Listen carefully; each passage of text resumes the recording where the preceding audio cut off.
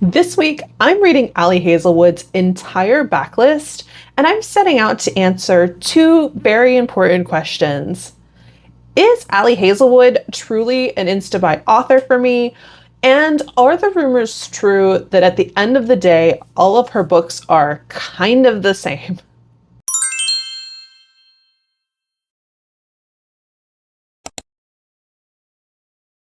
Hi, I'm Sid, and welcome back to my cluttered little corner of the bookish internet, where I read a little bit of everything, even though thus far I've really only talked about romance books on my channel.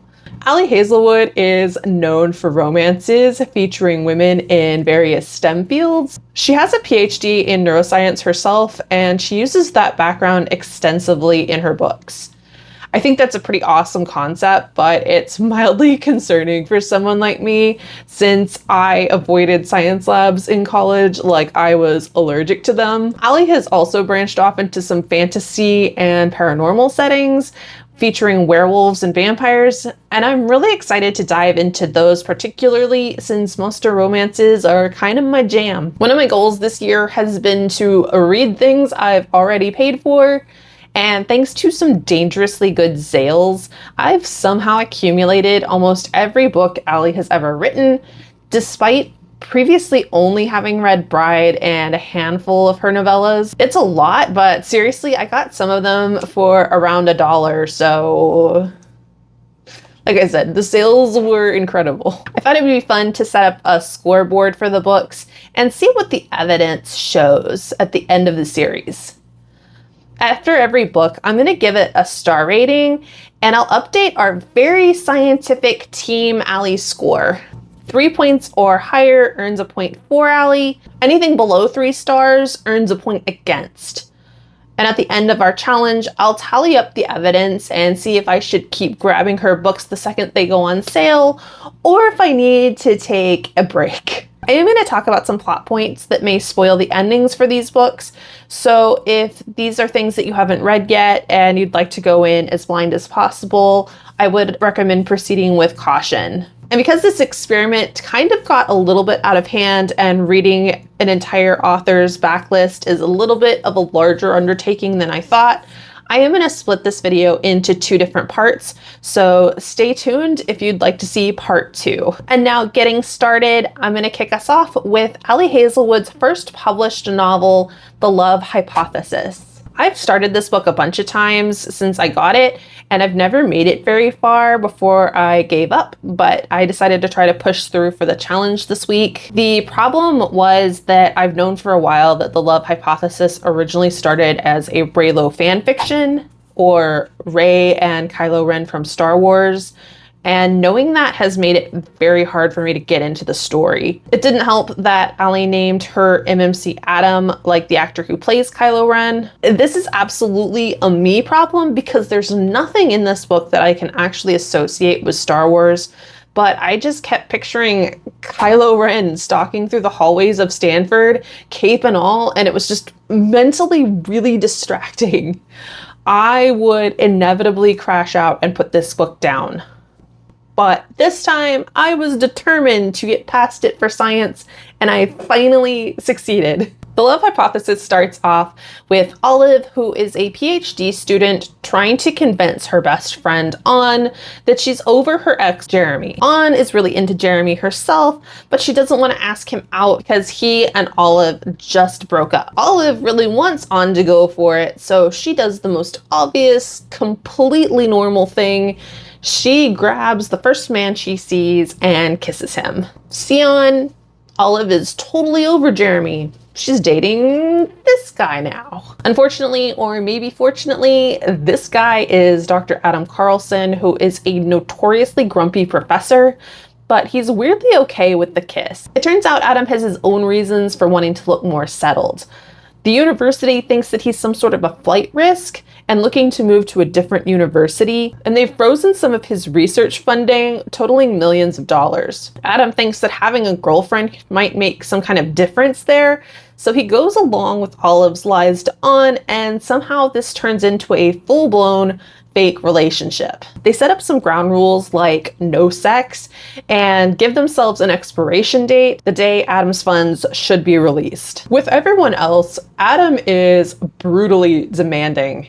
He doesn't tolerate sloppy research from his grad students, and honestly, rightfully so. But with Olive, he's basically turned into a giant marshmallow who buys her increasingly horrifying sugary coffees. He let her bully him into getting a flu shot and seems completely convinced that she is brilliant. From the first time that they meet, he believes her work and encourages her constantly. Adam Carlson is Olive's #1 fan, and I really liked that he had more going on than just being this stereotypical grumpy romance hero. And as for Olive herself, I liked that she wasn't this picture perfect, confident romance novel heroine.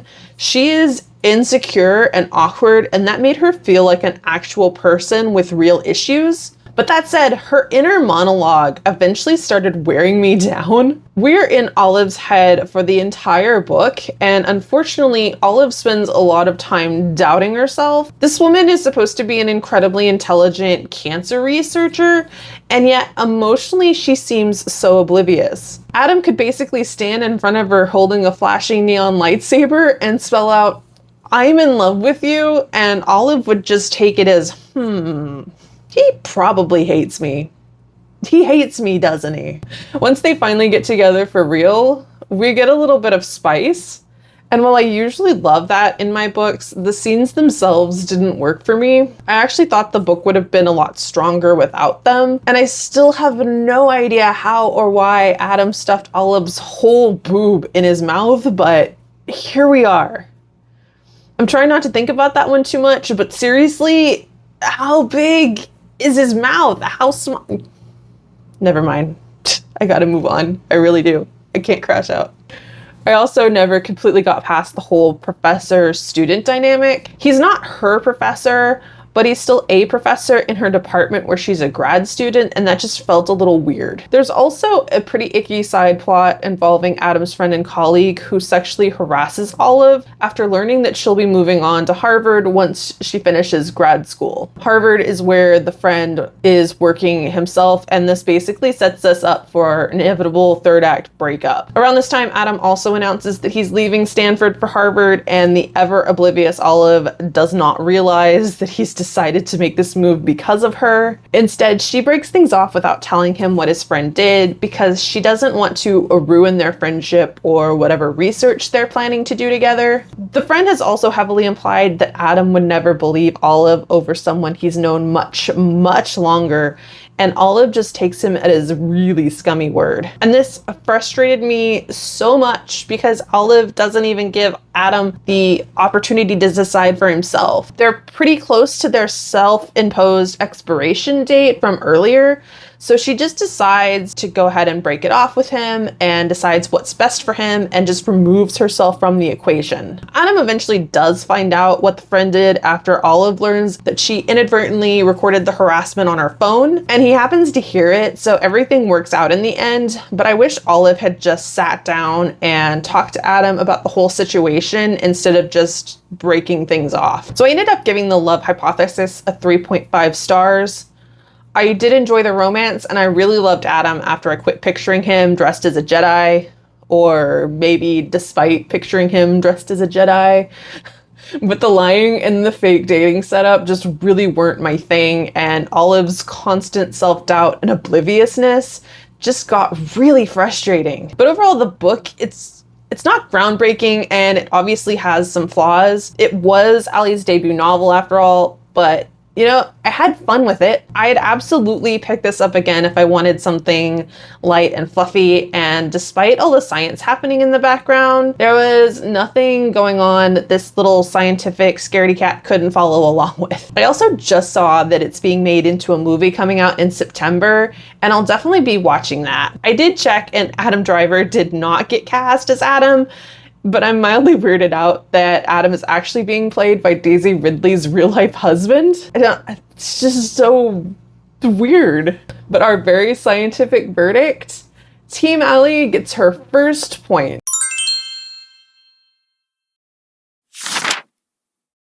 Moving on to Ali's second novel, Love on the Brain. Ali has said in an interview that since Love Hypothosis was based on a fan fiction she'd written, Love on the Brain was her first true novel. Now, I should mention that I didn't actually read these in publication order.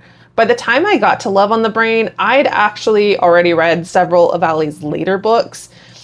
And I'm bringing that up because I think the context matters. About 30 pages in, I could already see the central misunderstanding coming from about a mile away. And once that realization hit, the annoyance just kind of stuck around for the rest of the book. Love on the Brain is about Bee, who is a neuroscientist. She's brilliant, but she's stuck in a really shitty work situation. So when NASA comes calling and asks her to work on a project called Blink, designing special helmets for astronauts, Bee is excited for about 3 whole minutes until she finds out that stinky Levi Ward will be her co-lead on the project. Levi and Bee met in grad school, and he's been cold and distant with her ever since. Bee is fairly convinced that he hates her, and she can't figure out why. From day one at NASA, everything for Bee goes completely wrong. None of her equipment arrives on time. She isn't able to get into NASA's system to even look at the project files, and she can't get a straight answer on what's wrong out of anyone, including Levi, her co-lead, who appears to be completely avoiding her. Starts to think that Levi must be behind the delays and all the problems. Her reasoning here is that he has to be deliberately sabotaging her to get her to quit. As the book progresses, it turns out that Levi has been cold and distant with Bee all along because he thinks she's been in a serious relationship the entire time that they've known each other. And to be fair, she was when they first met. But Bee and her fiance broke up several years ago after he slept with her best friend. Unfortunately, Levi never got this memo. Bee's ex knew exactly how Levi felt about her, and since the two guys still cross paths professionally, he conveniently neglected to tell Levi about the breakup. He'd even told Levi that his attention made Bee really uncomfortable, so Levi does what he thinks is the respectful thing and backs off completely. And honestly, I liked that Levi had this legitimate reason for keeping his distance. He genuinely thought he was respecting Bee's boundaries, but there was also some moments where his behavior felt weirdly unprofessional. He's perfectly personable with everyone except Bee, including her assistant, and I feel like HR might have had something to say about that if it had happened in real life. Once Bee learns Levi is actually into her, she's totally surprised to learn that he doesn't know she's been single for 2 years. I mean, it might be the wedding ring she's wearing, but who knows? One of life's biggest mysteries. There are things in this book that I thought worked really well. For one, Bee and Levi actually spend a significant amount of time doing science. We see Bee working with astronauts and developing the helmets, and she has a few breakthroughs, and I really like that. These characters' actual work felt much more present here than in some of the other books. Bee is also really into Marie Curie, and she even runs a Twitter account called What Would Marie Do? That did get a little bit tedious throughout the book, but I genuinely enjoyed some of the Marie Curie facts that were sprinkled throughout the book. I thought that was a really fun element that was added. There's also a subplot involving someone sabotaging the Blink project that goes beyond Bee's missing equipment, and we do find out fairly early on that it isn't Levi. I honestly wish Ali had leaned into this a lot more and had really fleshed out this plot line.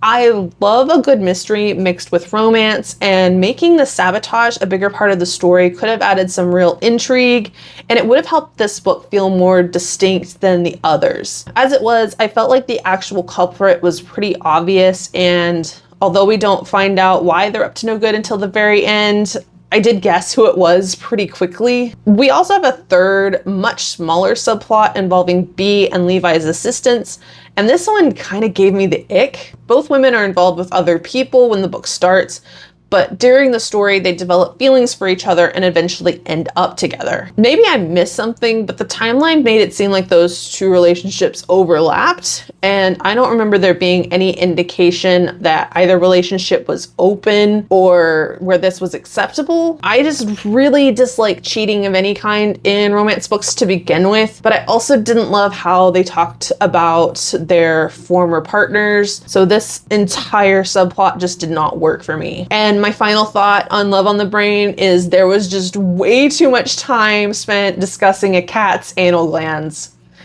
If you know, you know. I honestly don't even know if this is an entirely fair take on this book. Like I said, this is one that I read after reading several, and I do think that if I had picked it up earlier, I might have enjoyed it more. But after binge reading so many Ali Hazelwood books this week, I had already seen so many versions of this relationship play out, and that absolutely affected my enjoyment. So I gave Love on the Brain 2 stars, and sorry, Team Ali, that is a point against. This hurts, but strike one.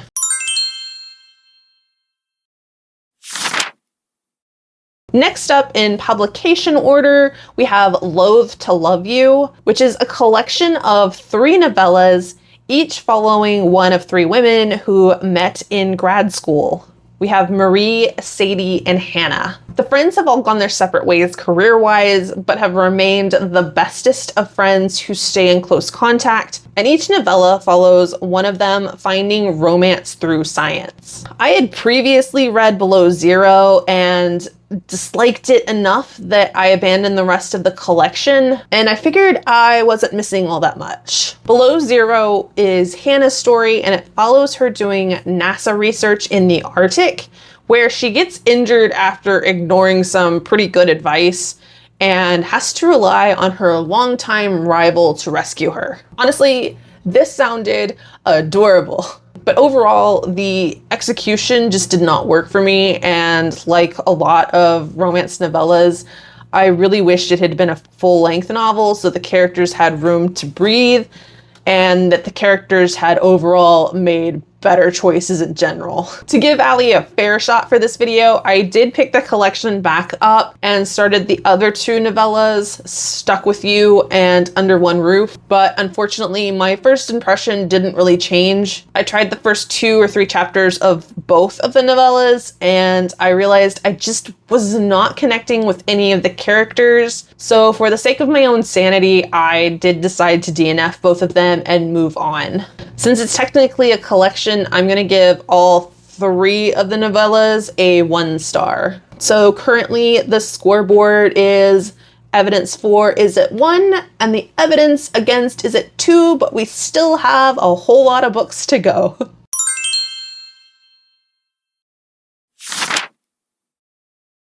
And next up we have Love Theoretically. Elsie is a theoretical physicist working as an adjunct professor, a job that pays absolutely terribly despite the whole PhD thing.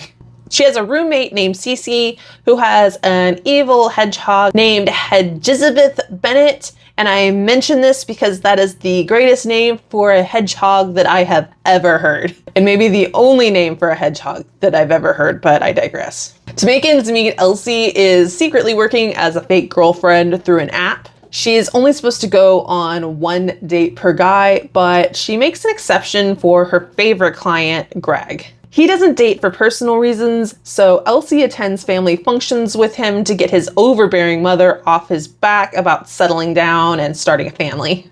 While at these family functions, Elsie meets Jack, who is Greg's PE teacher of a brother. Jack is very cold and quiet around Elsie, and she avoids him when she can because she thinks that he doesn't like her. Elsie's life takes a dramatic turn when she gets the call of her dreams. MIT wants to evaluate her for a researcher position. MIT would give her a much needed income, health insurance, and allow her plenty of funding to further her research, which are all wins in her book. But when she arrives at a dinner to meet and greet faculty staff who will be evaluating her, who should show up but Grumpy Jack? It turns out he's not a PE teacher, he's an experimental physicist, and he's super pissed that Elsie is there. Oh yeah, and he once also tanked her mentor's career, so this dinner is going great.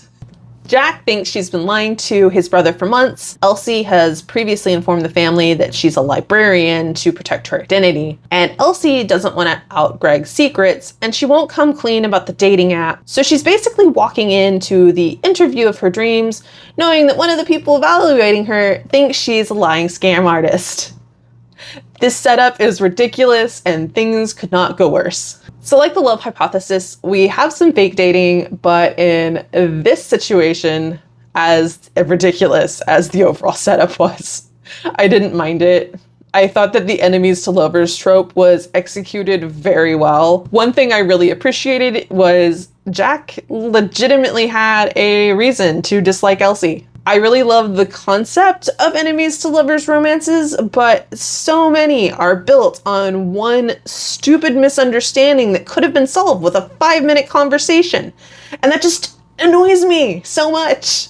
It's not enemies to lovers so much as you annoyed me once at a hotel bar 6 years ago and we can't be bothered to have a quick chat about it, so I hate you forever. That was oddly specific, but you get my point. This one, okay, it's still technically a misunderstanding, but Elsie has a good reason for keeping Greg's secret, and I could actually buy into the conflict. Also similar to Love Hypothesis and Love on the Brain, Jack is completely smitten with Elsie since day one when he first met her with Greg, and he was ticked off that his brother got this incredible woman who was just turning around and lying to him about everything. Once the fake dating is finally cleared up and Jack finally understands the full situation, his admiration for Elsie only increases because he sees how protective she is of Greg without being a romantic partner to him. And Jack loves his brother and he's very appreciative of Elsie's protectiveness. I gave this book a 4.5 stars. A book with an unnecessary third act breakup will never get the full 5 stars from me, but oh my god, I ate this up. The physical copy that I have here is marked safe from Unhaul. And we get to add another point to Team Ali. So our current score is 2 for and 2 against.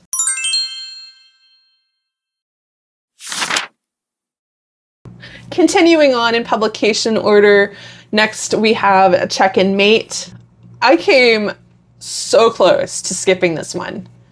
I'd heard it leaned more towards young adult. The main character is only 18, and I almost said, there's no way. No, I'm not doing this. I don't like young adult. No. But I had a stern word with myself about the whole reading the books we have at home thing, and I decided to at least try a few chapters, you know, for science. And holy crap, this was so good. I ended up staying up way too late reading this one night because I just could not put it down. Check and Mate is the story of Mallory, who had the makings of a child chess prodigy, but had given it up until her best friend dragged her to a charity chess tournament, and she's basically bullied her into participating. Despite being incredibly rusty at chess, she shocks everyone, including herself, by beating the unbeatable world chess champion Nolan Sawyer.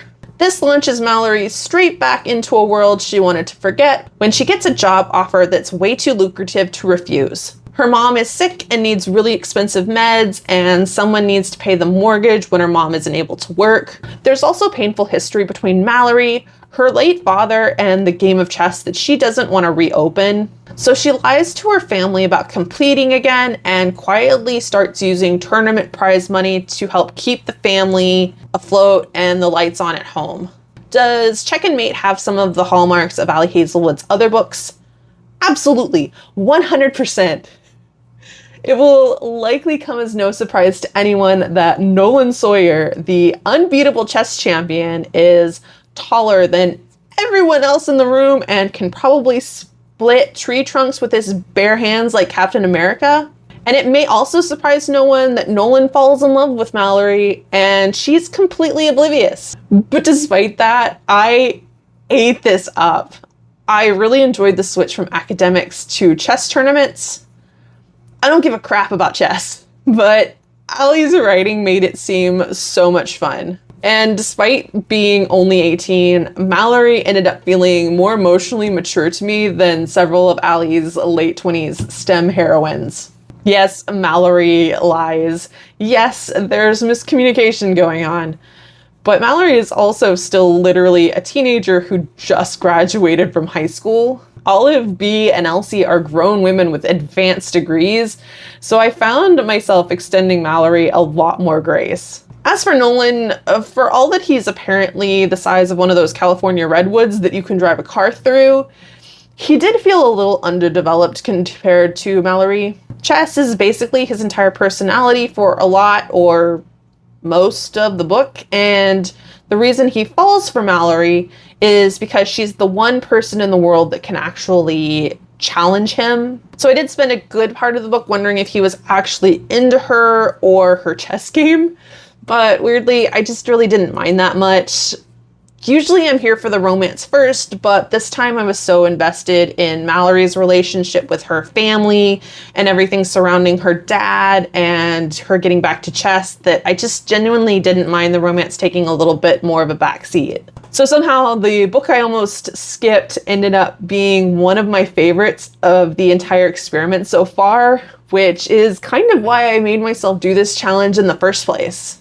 So for our rating, Check and Mate should have been a 5-star read, but as I said with Love Theoretically, because we got an unnecessary third act breakup, I'm having to deduct half a star, so it gets a 4.5, which still solidly puts it in Team Ali, but still, third act breakups always disappoint me. So, updating our scorecard, we're at 3 for and 2 against.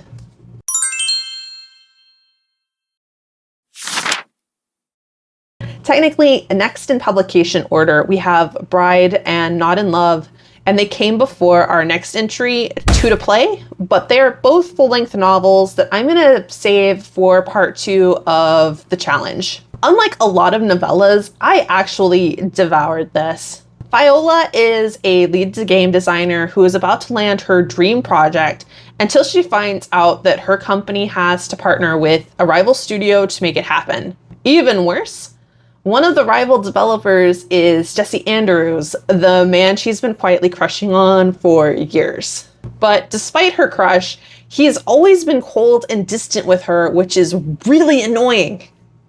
Of course, by the end of the book, we do learn that it's all been a huge misunderstanding because how could it not be? And it all works out spicy. This is so well balanced for a novella. There is just enough backstory without dragging the main story down, and the tension between the two leads is just pretty juicy.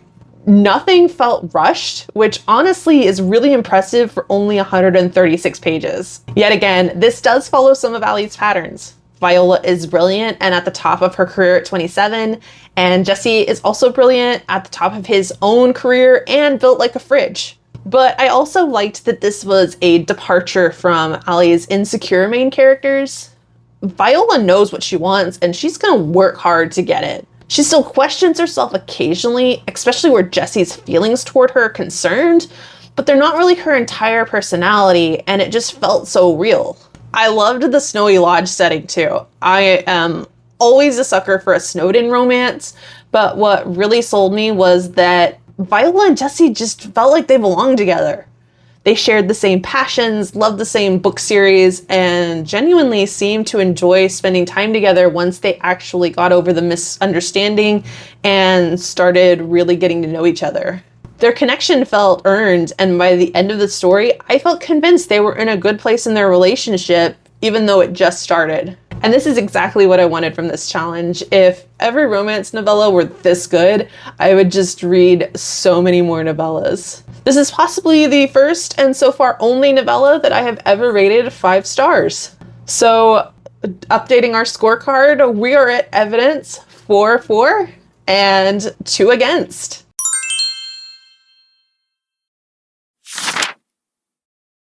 And finally for this video, we have Cruel Winter with You, which is another novella.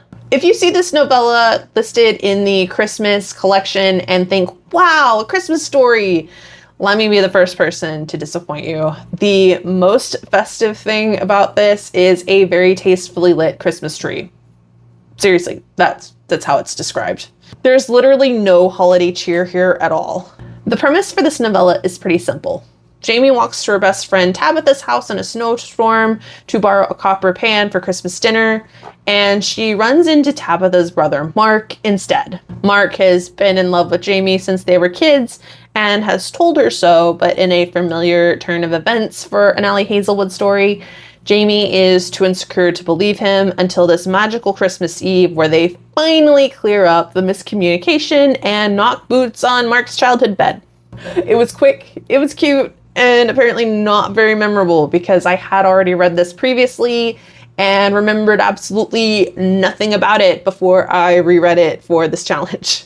Well, almost nothing. I did kind of remember that Mark gave off could secretly be a serial killer energy with how thoroughly he kept stalking Jamie during the years they were apart. This is another story about a highly educated professional.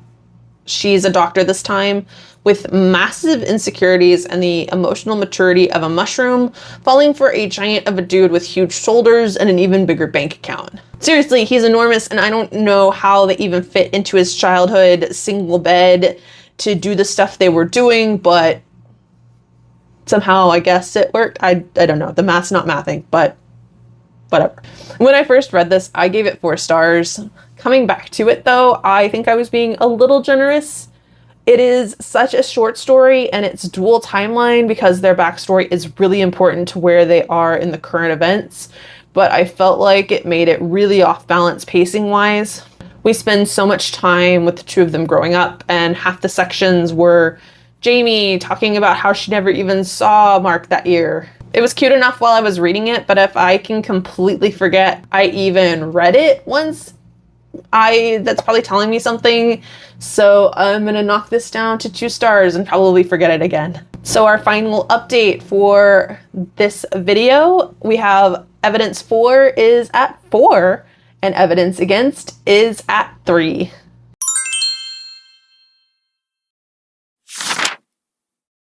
And this is where I'm going to call part 1 because my brain is officially full of brilliant women, enormous men, and avoidable misunderstandings. Team Ali is currently winning 4-3, so I guess I just have to keep reading. Thank you for sticking around with me this far, and I'll see you in part 2.